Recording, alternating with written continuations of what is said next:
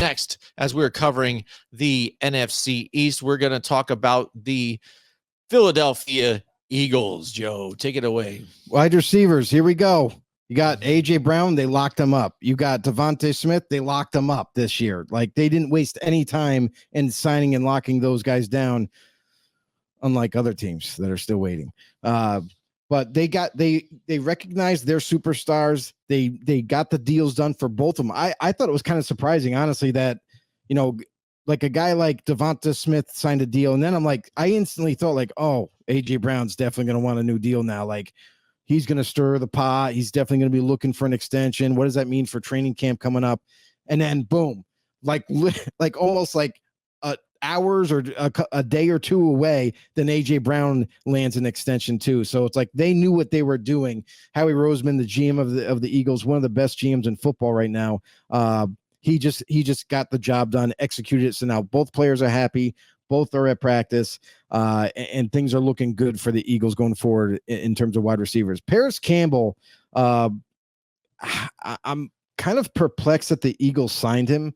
Like, I understand they were looking for more depth at the position, but the guy really hasn't shown anything no matter where he's been. He got drafted by the Colts. He's been on the Giants. Now he's with the Eagles. And honestly, I kind of think that position right there is open for grabs. Anybody can kind of win that job at this point as Paris Campbell is penciled in.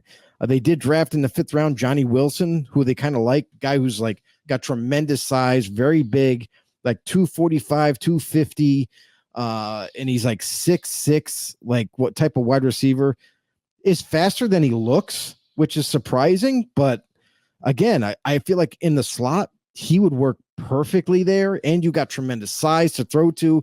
I feel like that makes a lot of sense. And then you also got guys like Anais Smith, who could potentially make a push for that starting job too. Overall, I feel like the Eagles are in a good spot with youth and the fact that they've locked down their 2 superstars at wide receiver in that grouping. So I'm not crazy about Paris Campbell. I don't think he can really hold on to this job because honestly, what has he done his whole career but been a backup? So I think as long as like the younger guys like Johnny Wilson, Anais Smith, if they can kind of get a grasp of the playbook and show that in training camp, I definitely feel like one of those guys will win the job. Yeah, I mean, again, you got your penciled in first 2 starters. That's legit there. Again, and at the slot position, like you said, Paris Campbell, the Giants, we got to see him last year, and not very impressive here. So they do go and get those younger guys. So that makes sense that if these guys can show any kind of potential here to move forward, I could see him moving out of that spot too as well. So that this team, I think, is still going to do well the way this offense is run. Whether you got the depth of wide receiver or not, too. We've remember seeing them do some stuff when they have in RC Whiteside and things like that. You're kind of like, man, if they only even had some extra besides that, but they were still making the playoffs and making push there. So I could see them kind of to come back with some vengeance this year again, but. At that center position, you got somebody else there now, Joe. Yeah, and it's a familiar face as a backup for the Eagles. But Cam Jurgens, who was drafted in 22, and honestly, this is a guy that's been up and coming for Philly. Like, he's been waiting in the wings, waiting for his time. And of course, you're not going to kick out Mr. Jason Kelce if he doesn't want to leave. Like, he's one of the best centers to ever play the game. So of course they wanted to keep bringing him back one year and after another. But now it's Cam Jurgens' time to shine. He's been waiting in the wings. He's learned from Jason Kelce.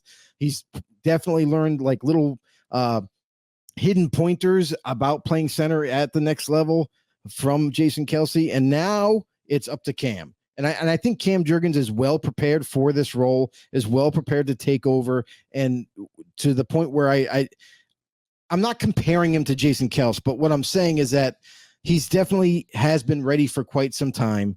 And now that he gets a chance to take over, I feel like the Eagles won't miss much of a beat. Like, the only question that I have for Cam Jurgens is, has he worked on the brotherly shove enough?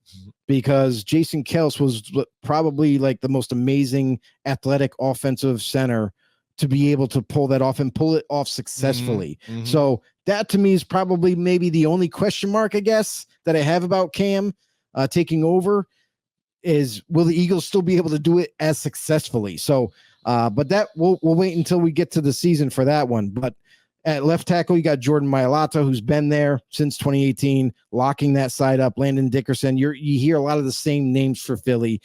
Tyler Steen at right guard. Lane Johnson still playing.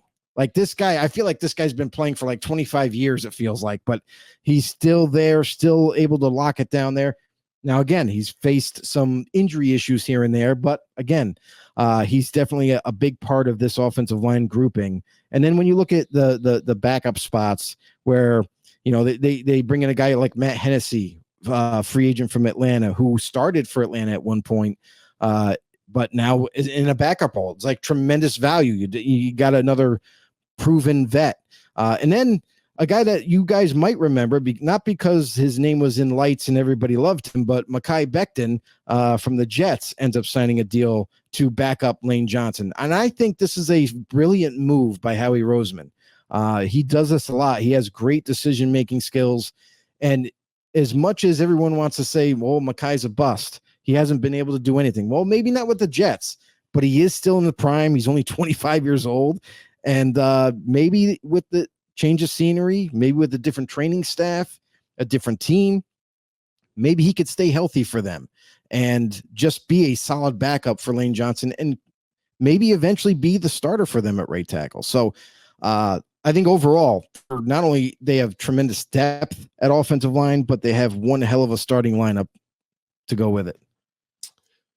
All right, let's go on to now the running back position here. You talk about the brotherly shove. Maybe they won't need it so much here if now that they got Saquon Barkley here, a good running back here in the backfield, which they've had some decent guys too. They've been kind of spelling back and forth. They didn't out Kenneth Gainwell still there too as well, but Saquon Barkley signed him here to be that bell cow that they can rely on. Yes, like you said, they don't have the full depth of the wide receivers here, but Saquon Barkley, a nice net here behind Jalen Hurts. One thing I would like to see this season is Jalen Hurts kind of just be him. It seemed like they kind of, I don't know if it was just him being reserved or they kind of like told him to not run so much because of your smaller stature or not. But it seemed like he's more effective when he's getting his wheels going and moving around in the pocket and getting out of the pocket and making some plays with his legs. And towards the end of the season, like second half, seemed like he kind of stopped doing a lot of that. And he was just trying to air it out and maybe almost showing like what Lamar Jackson does sometimes, to show that he can throw the ball and run his offensive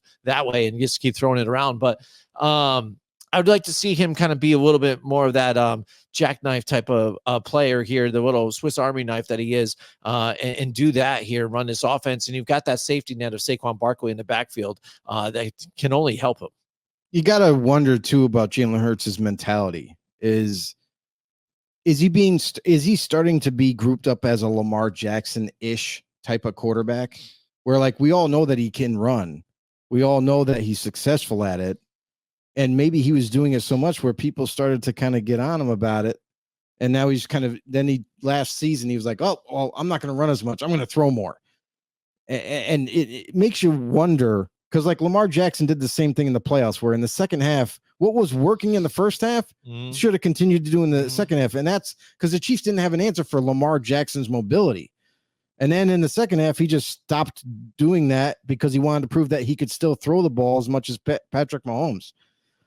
Didn't work out so well. So I wonder if like maybe last season was a little bit of that for Jalen, where I'm not saying people were getting to him or getting in his head, but at the same time, you want to be known, if you're a quarterback in that league, you want to be known as a quarterback only. And I wonder, because of his mobility, because of the plays that he was able to make with his arm, maybe he started to you know what, I'm going to throw for 400 yards this game or something like that. Maybe not, but it's just kind of weird, like you said, that it almost looked like he was a little bit of a different player. So we'll have to wait and see this season if that's just kind of like a mirage that we saw last year, or maybe it's really the new him in this offense. So I feel like if that's the case, and they are trying to limit him in his mobility and to not get hurt and to be safer that way, it's not going to work for the long haul. It's not going to get you a Super Bowl championship. What can get you a Super Bowl championship is by unleashing Jalen Hurts in his full capacity. Don't limit him, much like Washington did with RG3. That's the same thing that happened with him. Is he instantly became unsuccessful when they tried to make a pocket quarterback. Right. You can't do that. Let the talent be the talent. Right. That's almost like, and again, it's on a different terms, but it's almost like telling Patrick Mahomes to not be Patrick Mahomes when he made a lot of plays, especially in the Super Bowl with his legs. Pretty much. I mean, yes, he can make some, great throws and things like that, stuff like that. And he was banged up, but the plays that mattered was what he did with his legs. And if you try and tell him, no, don't run, look for a guy, it's a different story. Yeah. You know what I mean? And he is not him. Let him feel the game. That's what they've got to do. They got to let him be them. And that's what it kind of seemed like to me, possibly. Because we are hearing that there is even a little, the differences between, with the head coach and Jalen Hurts right now too. So we'll see if that's true or not. But they've talked about that last season, and both of them came out and be like, we don't know what people were talking about. Like, we're fine. Like, we're good. Like, stop listening to media, everybody. All right, let's take a look at their defense quick here, Joe. Before we get there, we got the tight end grouping. We got Dallas Goedert, who obviously, if you don't know him in fantasy, get to know him because Jalen Hurts looks for him a lot, especially in the red zone. Very good player. And then, like we talked about the running backs with Saquon, everybody knows Saquon, but what they don't know is the kid out of Clemson from Will Shipley in the 4th round that they drafted. I feel like this is an excellent pick. When you look at this running back, just a hard-nosed running back. Like, he doesn't look the most athletic. He isn't the fastest. He's not the most elusive. But for somehow, some way, he just manages to gain yards by any means necessary. So I think he's an excellent complement for Saquon.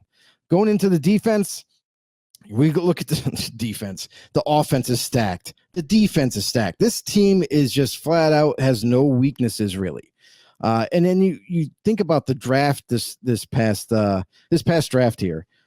They were able to land the consensus top corner by many people in Quinyon Mitchell, and that was a need of theirs. And they were picking in the 20s. Like, they were able to stay there and still get one of, if not the top corner coming out in the draft. That's just amazing to me. And it seems like this happens for the Eagles every year, where they just kind of, it's almost like they're such a lucky team that when they need a certain position or a player fall down to them, it just happens that way. They never have to trade up. So that's amazing in itself. And then you team him up with guys that have returned to the Eagles. CJ Gardner-Johnson, formerly of the Eagles. He's back again as a safety, and he's going to fit extremely well with this team. He's back with the old boys. Reed Blankenship has also made a name for himself in Philly.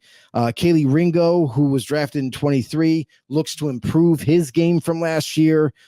You look at this defensive line, it is super stout in the middle with Jordan Davis, Jalen Carter, and then the pass rushers. The pass rushers they have. From the Jets, they end up getting Bryce Huff, one of the better pass rushers last year.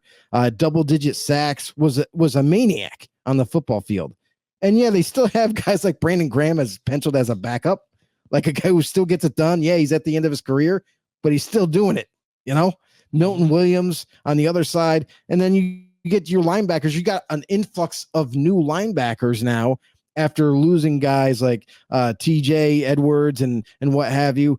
They replace him with guys like Zach Bond, a young up-and-coming linebacker. Devin White, everybody remembers him in Tampa. He just fits into the hole here.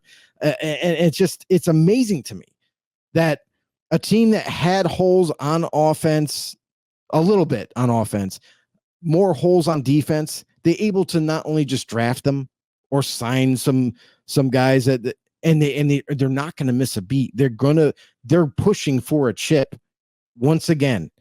And this is a very stacked roster. I mean, I can't find much of a weakness. Maybe you could say inexperience for Quinyon Mitchell, but man, is he a special breed. Hey everybody, this is Big John from Grumblings Media, and I just want to say thank you for watching our content. If you want to support our efforts here at Grumblings Media, just smash the subscribe button right here, totally free, or Just go ahead and consume more of our great content. Click either one of these two boxes.